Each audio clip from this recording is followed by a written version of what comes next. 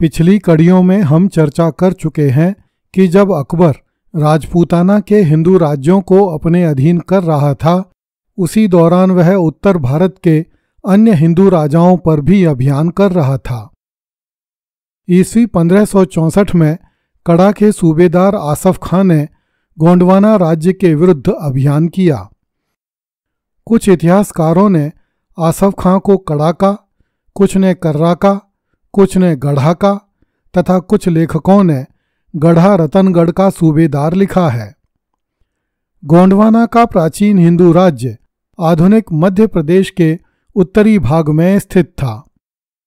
अकबर के दरबारी लेखक अबुल फजल ने गोंडवाना प्रदेश का भौगोलिक विवरण लिखा है, जो आज की भौगोलिक परिस्थितियों से मेल नहीं खाता है। अबुल फजल लिखता है कि गोंडवाना प्रदेश में गोंड जाति निवास करती है।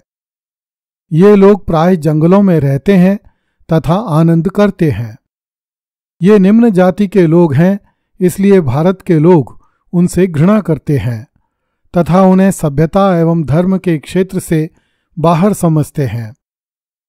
इस प्रदेश का पूर्वी भाग रतनपुर से मिला हुआ है, जो झारखंड में है। इसका पश्चिमी भाग रायसीन से मिला हुआ है, जो मालवा में है। इस प्रदेश की लंबाई 150 कोस तथा चौड़ाई 80 कोस है। इसके उत्तर में पन्ना राज्य है और दक्षिण में दक्खिन है। यह लंबा चौड़ा देश है और इसमें कितने ही मजबूत दुर्ग, संपन्न नगर एवं बड़े कस्बे हैं। अबुल फजल लिखता है कि सच्चा वृत्तांत बताने वाले लोगों ने कहा है कि गढ़ा कटंग में 70,000 गांव हैं। इनमें से गढ़ा नगर है और कटंग गांव है। यह सारा देश गढ़ा कटंग के नाम से प्रसिद्ध हो गया है। इस देश की राजधानी चौरागढ़ है तथा इस देश में गढ़ा, गरोला, हरिया, बलवानी, दनकी, कठोला, मुगड़ा, मुंडला, बेवहार तथा लांजी आदि में अलग अलग राजा एवं अलग अलग राज्य हैं। इन राजाओं की सेनाओं में अधिकांश प्यादे हैं तथा घुड़सवार गिनती के हैं। जब मुसलमानों ने पहली बार भारत को जीता, तब कोई भी मुसलमान शासक इन सुदृढ़ किलों तक नहीं पहुंच सका था। अबुल फजल लिखता है कि जब आसफ खां कर्रा का जागीरदार बना, तो उसने पन्ना के राज्य को जीत लिया। इस समय गढ़कटंगा पर दुर्गावती नामक रानी का राज्य था, जो अपने साहस, दानशीलता और अनेक गुणों के कारण प्रसिद्ध थी। मैंने सुना है कि उसके राज्य में 30,000 गांव हैं। इनमें से 12,000 गांवों में रानी के शिकदार हैं तथा शेष गांव रानी के अधीन हैं। वहां के मुखिया रानी दुर्गावती का आदेश मानते हैं। रानी दुर्गावती राय और महोबा के चंदेल राजा शालीवाहन की पुत्री थी।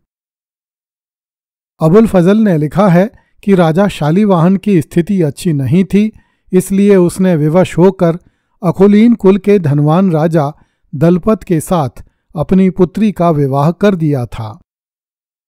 दलपत के पिता अमान दास ने गुजरात के सुल्तान बहादुर शाह को रायसीन की विजय में सहायता दी थी, इसलिए बहादुर शाह ने उसको संग्राम शाही की उपाधि देकर उसकी प्रतिष्ठा बढ़ाई थी। स्पष्ट है कि अबुल फजल ने जानबूझकर रानी दुर्गावती के पति को अकुलीन कुल का राजा बताया है। गढ़ा का राजवंश प्राचीन काल से ही उच्च और प्रतिष्ठित था। वह बड़ा ही संपन्न तथा सबल राजपूत वंश था और बड़े आदर की दृष्टि से देखा जाता था। राजा दलपत 7 साल तक राज्य करके मृत्यु को प्राप्त हुआ। उस समय उसका पुत्र वीर नारायण केवल 5 साल का था।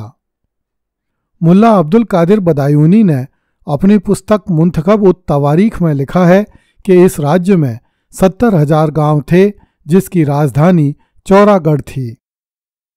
इन दिनों गोंडवाना के सिंहासन पर वीर नारायण नामक एक अल्पवयस्क राजा आसीन था और शासन का संचालन उसकी माता दुर्गावती के हाथों में था, जो महोबा के चंदेल राजा की पुत्री थी।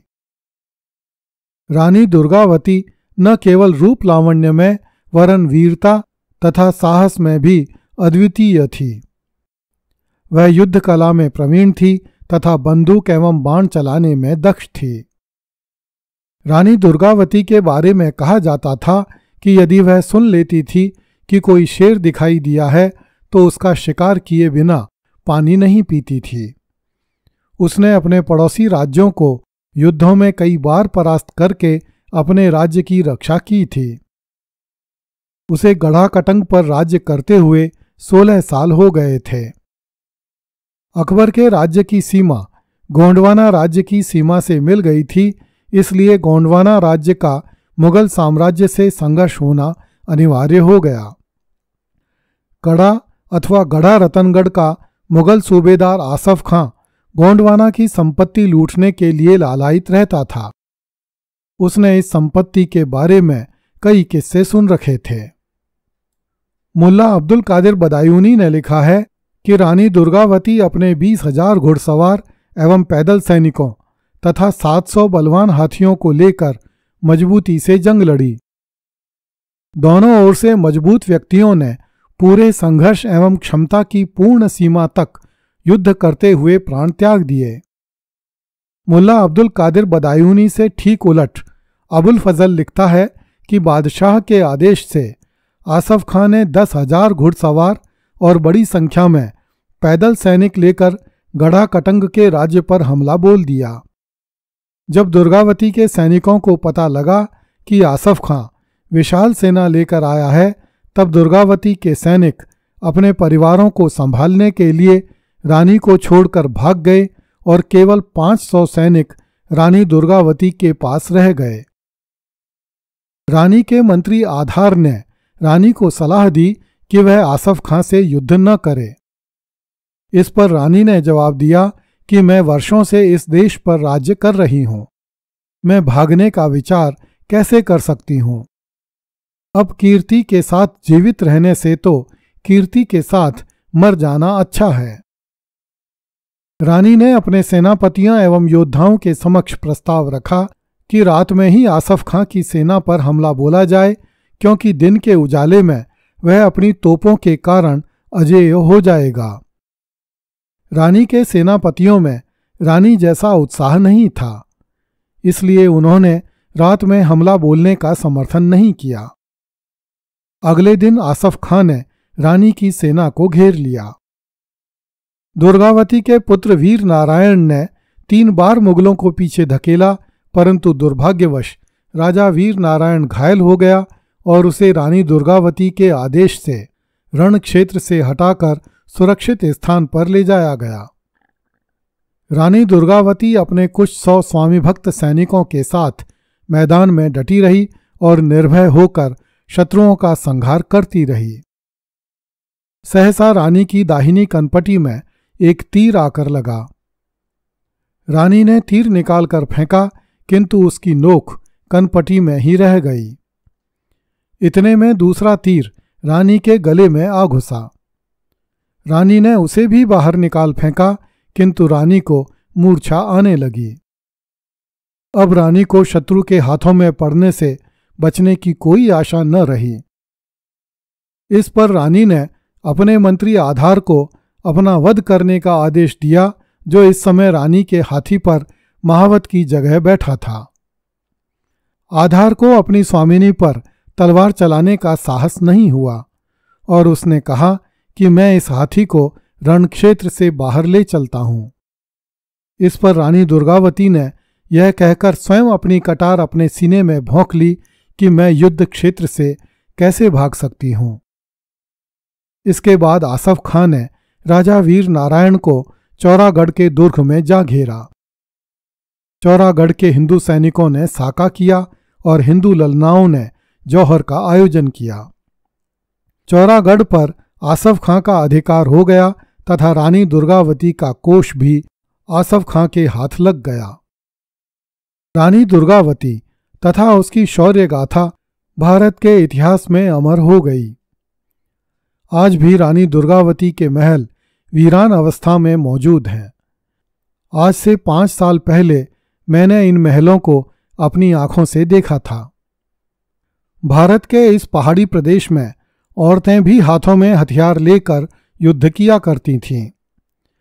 औरंगजेब के समय में भी बुंदेलखंड की रानी लाल कुंवरी ने मुगलों के विरुद्ध अपने पति के साथ युद्ध के मैदान में रहकर युद्ध किया था। उसने भी रानी दुर्गावती की तरह युद्ध क्षेत्र में शत्रु के हाथों में पड़ने से बचने के लिए पेट में कटार भोंककर वीरगति प्राप्त की थी। अंग्रेजों के समय में झांसी की रानी लक्ष्मीबाई भी हाथ में हथियार लेकर अंग्रेजी सेना के विरुद्ध लड़ी थी और युद्ध क्षेत्र में वीरगति को प्राप्त हुई थी। मुल्ला अब्दुल कादिर बदायूनी ने लिखा है कि रानी मारी गई तथा उसका पुत्र भी उसके साथ हो लिया, अर्थात मारा गया। इसके बाद आसफ खां ने चौरागढ़ की तरफ कूच किया। इतना विशाल खजाना आसफ खां एवं उसकी फौज के हाथ लगा कि बनाने वाला ही उसकी गिनती कर सकता है। दुर्गावती के खजाने पर कारू का खजाना और शदाद का खजाना वाली उक्ति लागू होती है। आसफ खां को मिले खजाने का वर्णन करते हुए अबुल फजल ने लिखा है, दुर्ग की विजय के बाद आसफ खां के हाथ में अपार सोना व चांदी आ गई। सोने के सिक्के और पासे, बर्तन, रत्न, मोती, रत्न जटित मूर्तियां, सोने की पशु प्रतिमाएं और अन्य दुर्लभ वस्तुएं उसके हाथ पड़ी। अबुल फजल लिखता है कि मैंने विश्वसनीय लोगों से सुना है कि 200 बड़े पात्र अलाउद्दीन खिलजी के समय की अशर्फियों से भरे हुए थे और कितनी ही अन्य ऐसी वस्तुएं थीं जिनकी गणना नहीं की जा सकती। आसफ खां ने यह समस्त धन अपने पास रख लिया। आसफ खां को चौरागढ़ के युद्ध से 1000 हाथी प्राप्त हुए, जिनमें से उसने 200 हाथी बादशाह के पास भिजवा दिए और शेष हाथी अपने पास रख लिए। आसफ खां द्वारा इस विशाल खजाने की लूट पर बड़ी हिकारत के साथ टिप्पणी करते हुए मुल्ला अब्दुल कादिर बदायूनी ने लिखा है, हर वह जानवर जो है बदबूदार ढूंढ लेता है अपनी दावत बदबूदार। अगली कड़ी में देखिए, अकबर की चचेरी बहन ने पुरुष वेश धरकर अकबर की सेना को हरा दिया। कृपया इस चैनल को लाइक, सब्सक्राइब एवं शेयर करें। धन्यवाद।